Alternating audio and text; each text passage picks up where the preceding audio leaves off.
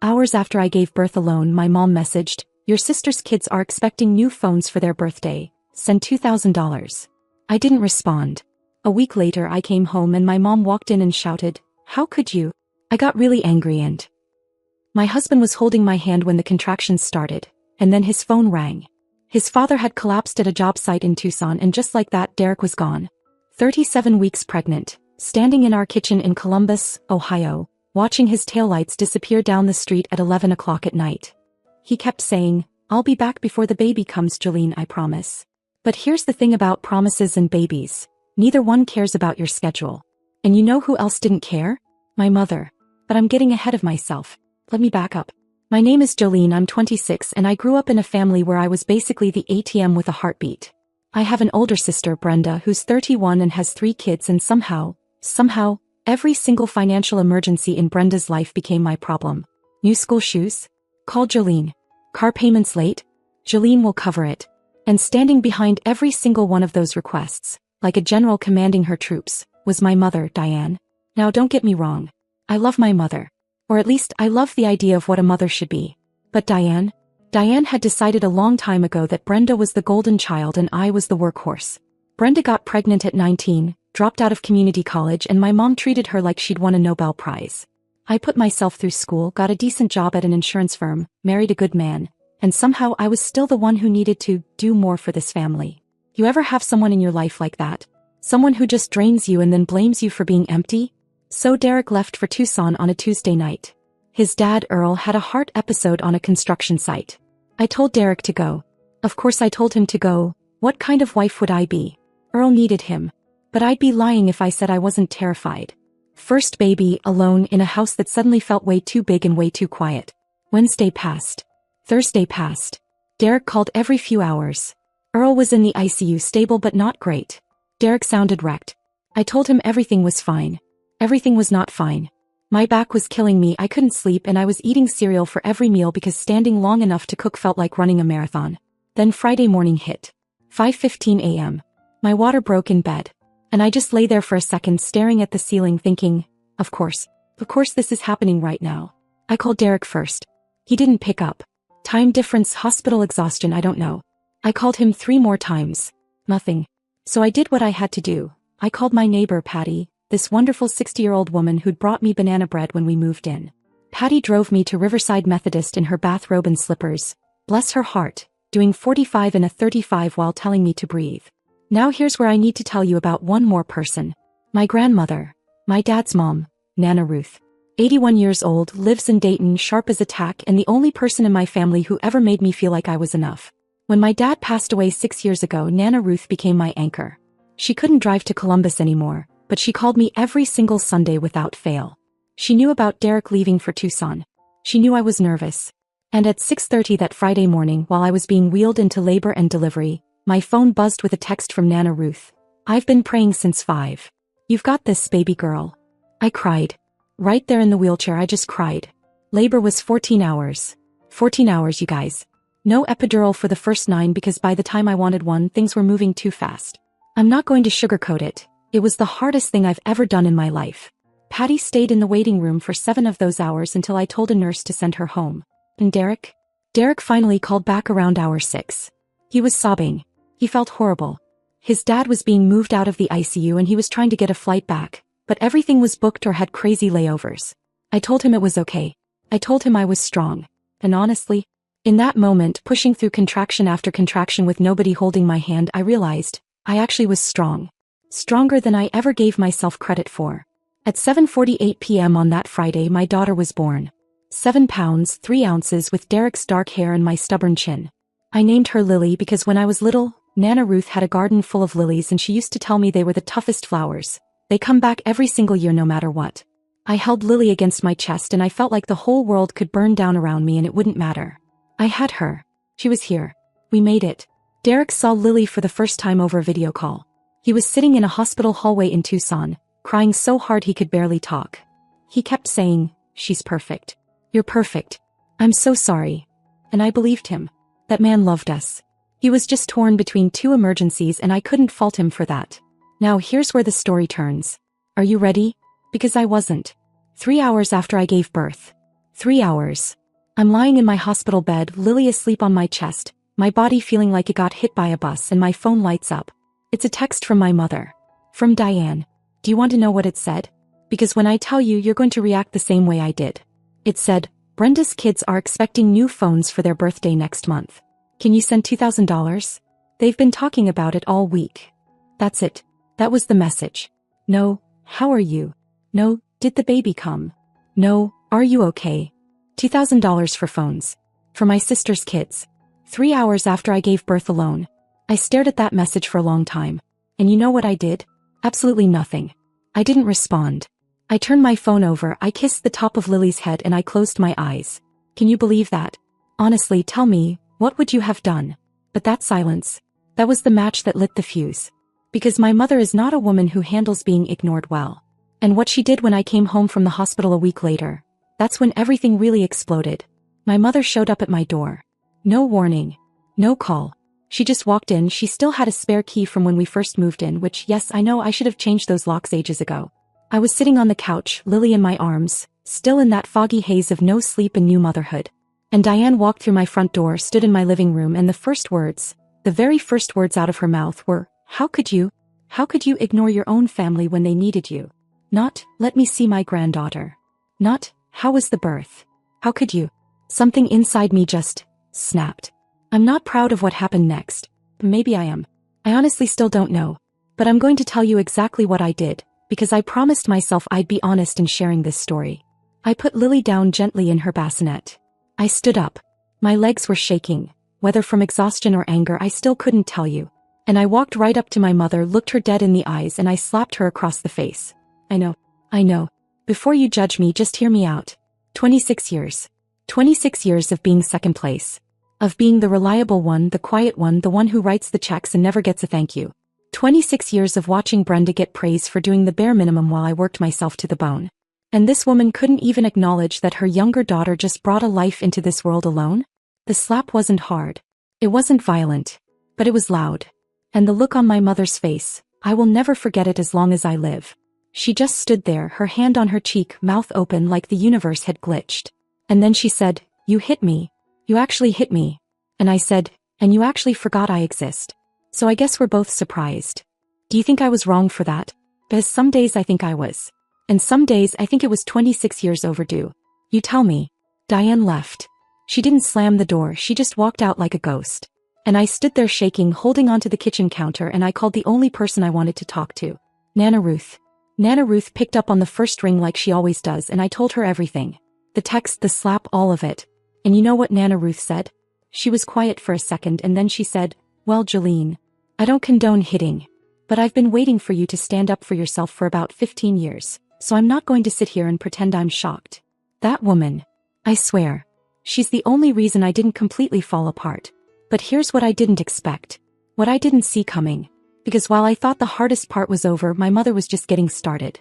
And the stress that was building? It was about to send me somewhere I never thought I'd end up. I'll tell you what happened next because this is the part that almost broke me. And it involves a phone call from Brenda that made my mother's text look like a love letter. Stay with me. So after the slap, my mother went silent. And if you think that was peaceful, you don't know Diane. Her silence isn't retreat. It's reloading. 4 days of nothing. Just me and Lily alone learning each other. Derek still in Tucson with Earl.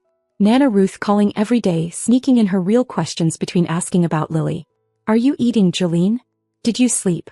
I'd dodge. She'd let me. Nana Ruth always knows when to push and when to just be there. Then Brenda called. My sister isn't cruel on purpose. She's just completely blind to the fact that other people have feelings. Mom raised her that way. Brenda never had to think about anyone because Diane handled it all and I funded what Diane couldn't.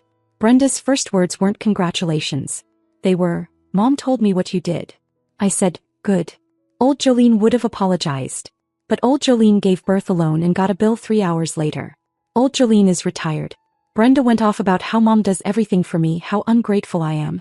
I said, Brenda, Mom's first message after I gave birth alone was asking for $2,000 for your kids' phones. And Brenda said, I swear on my life. Well, the kids really do need new phones, Jolene. That hollow laugh came out of me. You know the one? Where your soul briefly leaves your body. I hung up without another word. Then because I apparently love punishment, I called Diane. Maybe I thought the right words would finally get through. She answered with, I hope you're calling to apologize. I tried explaining. The birth, the loneliness, the text. She said, your sister's children are family too, or have you forgotten? I exploded. Not controlled anger. The messy kind, crying, yelling, voice breaking. I said things I'd buried for years. That she never showed up for me. That dad was the only parent who loved me equally, and when he died I lost my only real parent. She said, that's the most ungrateful thing you've ever said to me. I sat on the kitchen floor and cried until I couldn't breathe. And then the text started. Not apologies. Things like, Brenda is devastated you hung up on her, and your nieces think Aunt Jolene doesn't love them anymore. Each one a little knife in my chest. I know what you're thinking, block her. And you're right. But when it's your mom, there's this stupid hope that the next message might finally be an apology. It never was.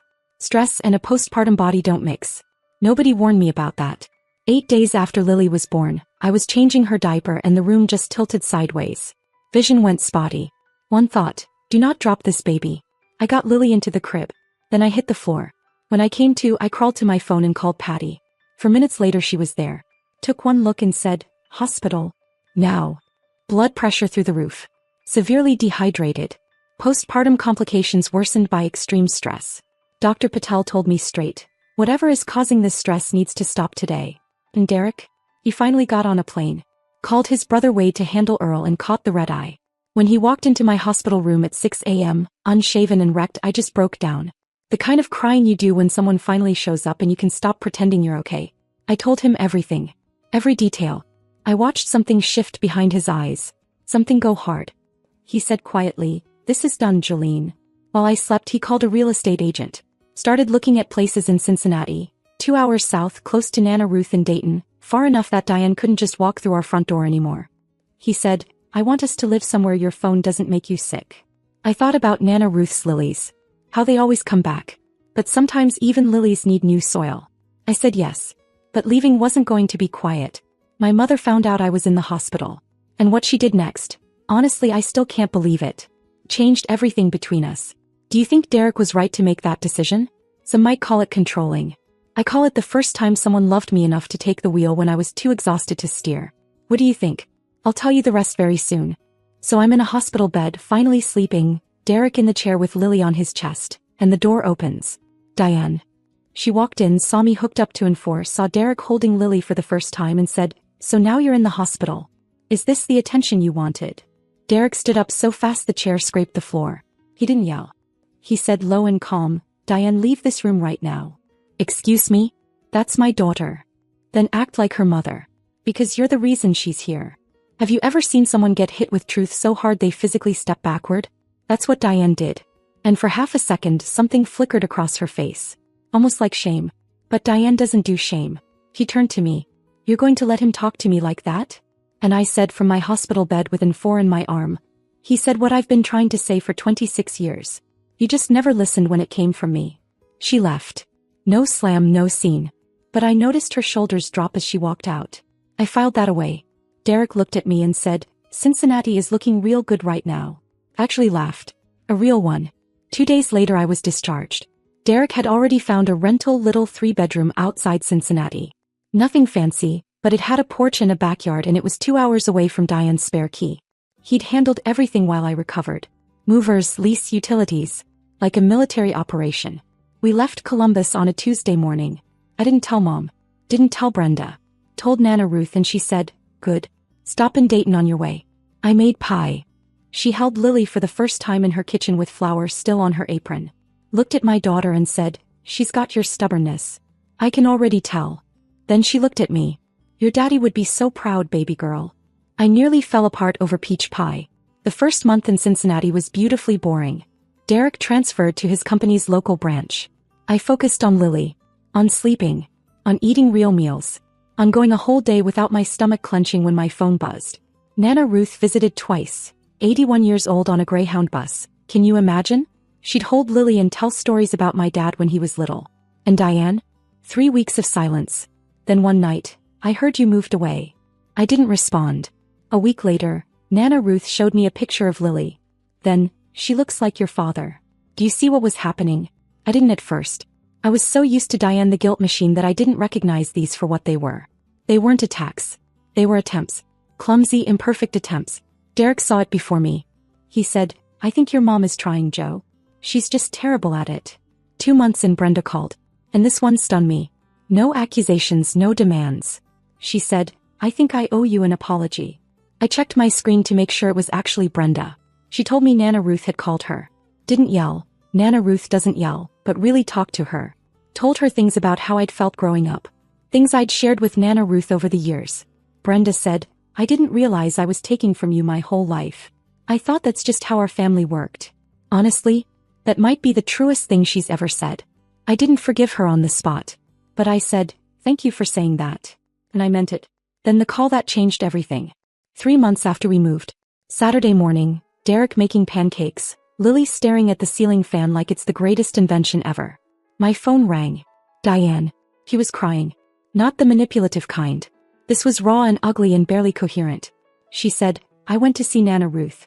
She sat me down and told me everything I've done to you." He had a list, Jolene. Going back to when you were little.